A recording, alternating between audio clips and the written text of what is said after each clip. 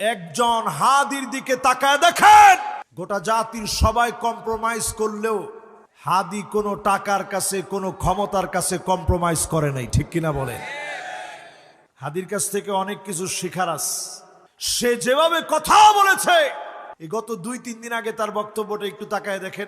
আমাদেরকে গুলি করার আগ পর্যন্ত কোনো কিছুটা আমাদের গায়ে লাগে না। যতক্ষণ না পর্যন্ত বুকে বা মাথায় গুলি চলবে ততক্ষণ পর্যন্ত আমরা কোনো স্ট্রাগল মনে করি না, এবং এক্সট্রা কোনো সিকিউরিটি লাগবে না। শুধু আমাদেরকে যদি কেউ গুলি করে মেরে ফেলে তাকে যেন ধরে বিচার করা হয়। সে বলছে আমাদের মাথায় অথবা বুকে গুলি যদি করাই হয়, আমাদের নতুন করে বাড়তি কোনো আমাদের জন্য নিরাপত্তার দরকার নেই।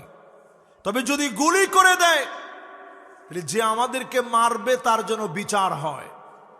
বলছিনি চিন্তা করেন, সে এমন একটা যুবক ছিল, যুগ জমানা পাল্টে দিতে চাই না অনেকজন, এক যুবকই আনতে পারে জাতির জাগরণ। যেই যুবক জাতির জাগরণ আনবে, সে অনেক সময় চক্ষু শুল হয়ে যেতে পারে। আজকে হাদির উপরে যারা হামলা করেছে, দেখেন এরকম একটা তরুণকে যারা থামায় দিতে চেয়েছে, সংকটাপন্ন একটা পরিস্থিতির মধ্যে সে আছে। শুধু সে হাদির গায়ে হাত দেয় নাই, এদেশের লাখ লাখ তরুণদের গায়ে হাত দিয়েছে, ঠিক কিনা বলে? তরুণরা যদি জেগে না উঠেন, দেশটা পিছায়া যাবে।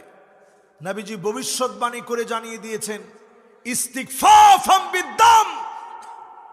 এই জাতির ভিতরে যদি গৃহযুদ্ধ লাগাতে না চান, অনতি বিলম্বে হাদির উপরে হামলাকারী সন্ত্রাসী যত বড় শক্তির অধিকারী হোক, অনতি বিলম্বে তাকে গ্রেপ্তার করতে হবে, ঠিক কিনা বলে?